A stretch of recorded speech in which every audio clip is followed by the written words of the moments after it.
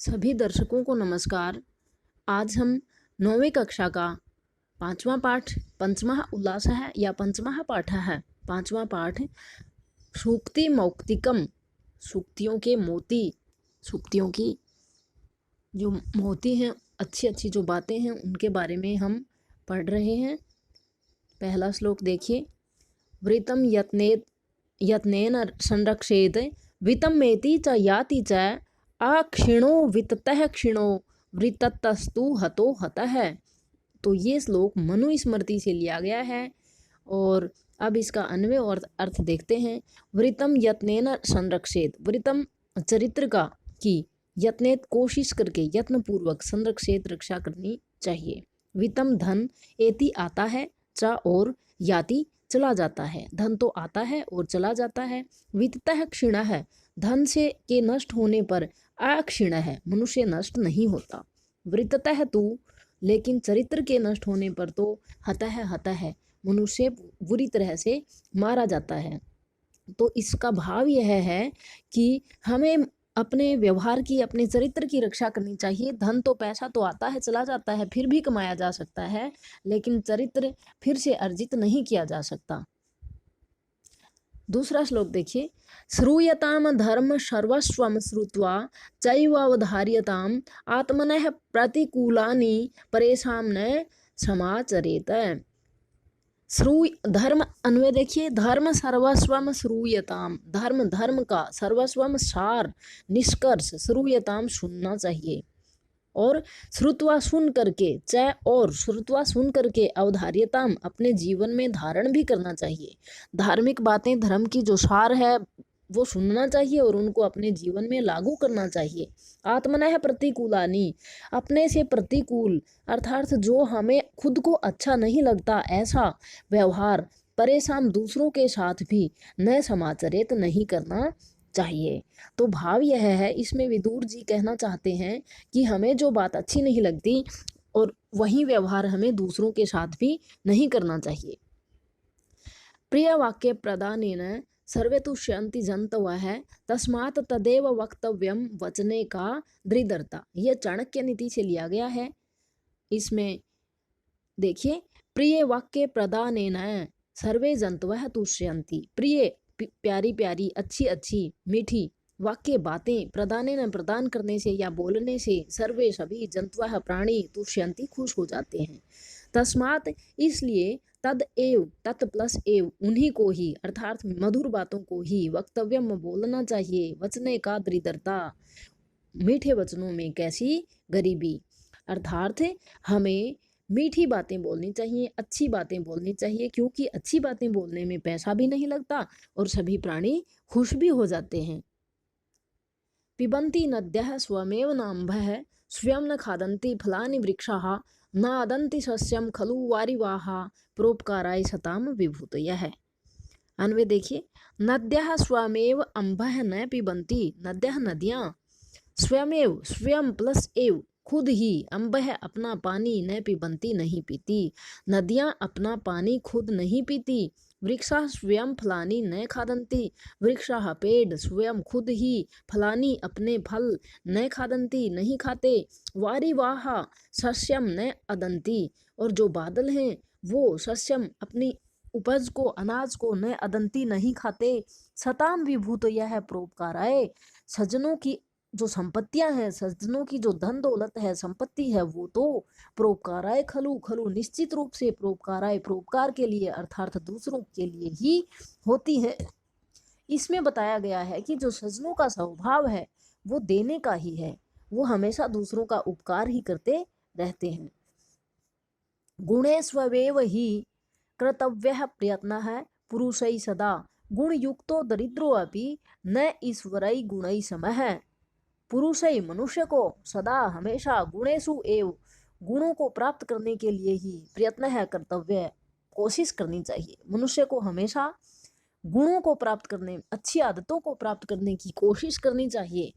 गुण युक्त दरिद्र है अपि, गुण युक्त, जिसमें गुण है ऐसा, दरिद्र है अपि, गरीब भी, अगुणई, गुणों से रहित, ईश्वरई, यहाँ ईश्वरई का मतलब भगवान नहीं है, अमीर है, अमीर लोगों के समय समान न भवति नहीं होता। अर्थात इसमें बताया गया है कि मनुष्य को हमेशा गुणों को प्राप्त करने की कोशिश करनी चाहिए, क्योंकि गुणों से रहित गरीब व्यक्ति भी निर्गुणी और गुणों से युक्त जिसमें गुण है ऐसा गरीब व्यक्ति भी जिसमें गुण नहीं है ऐसे अमीर व्यक्ति से श्रेष्ठ होता है। आरंभ गुर्वे क्षयणी कर्मेण लघ्वी पुरावृद्धिवती च पश्चात दिन से पूर्वार्ध प्रार्ध भिन्ना छायेव मैत्री खल सजनानाम। इसमें दुष्टों की और सज्जनों की मित्रता की तुलना छाया से की गई है और इसमें बताया गया है, देखिए, खल सजना नाम, खल का मतलब दुष्टों की और सजना नाम सज्जनों की। खल सजना नाम मैत्री दिनस्य पूर्वार्ध प्रार्ध भिन्ना छाया इव आरंभ गुरुवी कर्मेण क्षयणी पुरा लघ्वी पश्चात वृद्धिमती च।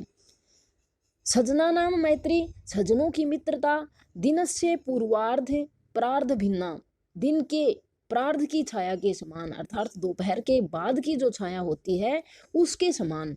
जैसे दोपहर के बाद की छाया पहले छोटी होती है और बाद में बड़ी होती जाती है, तो उनकी मित्रता, जो सज्जन लोग हैं, अच्छे लोग हैं, उनकी मित्रता भी दोपहर के बाद की जो पूर्वार्ध की छाया है उसके समान पहले छोटी और धीरे बाद में धीरे धीरे बढ़ने वाली होती है। और उसके विपरीत खल, जो दुष्ट हैं, उनकी मित्रता पूर्वार्ध छाया इव, पूर्वार्ध मतलब सुबह की छाया के समान, आरंभ गुरुवी शुरू में तो बड़ी होती है और क्रमेण क्षयणी और धीरे धीरे कम होने वाली होती है।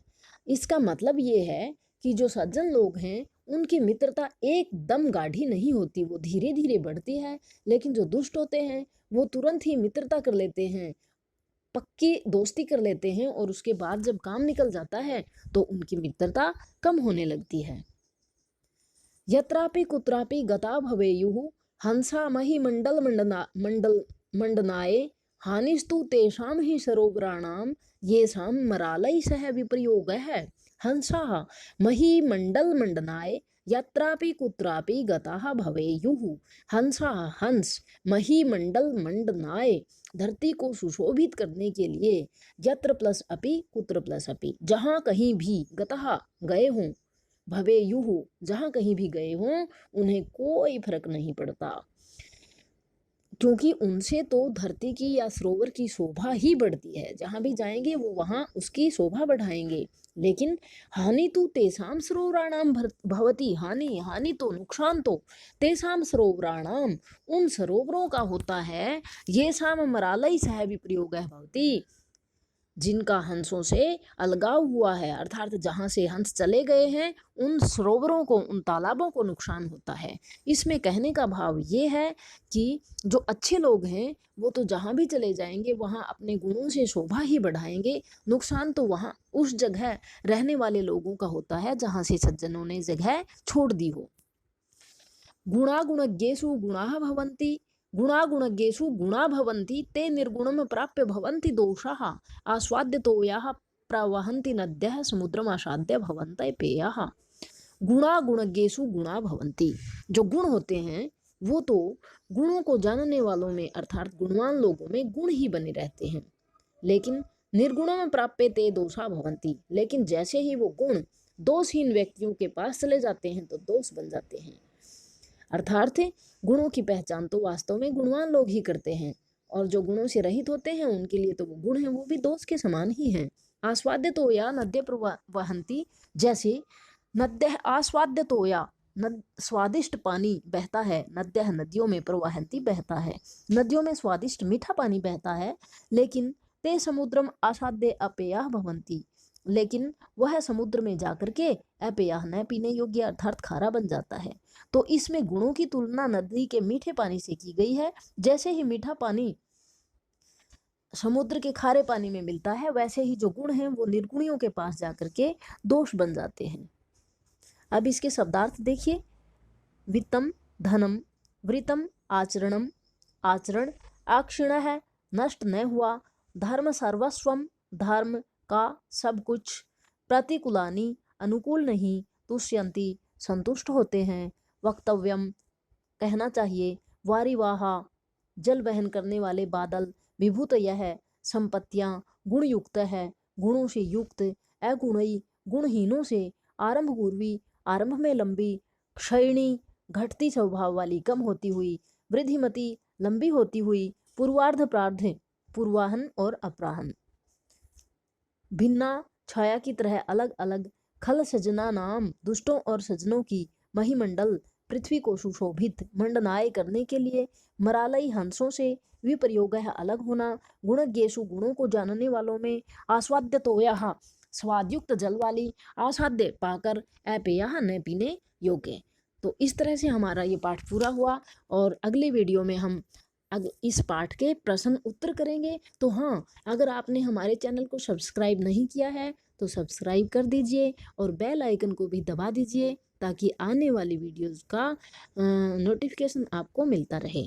धन्यवाद।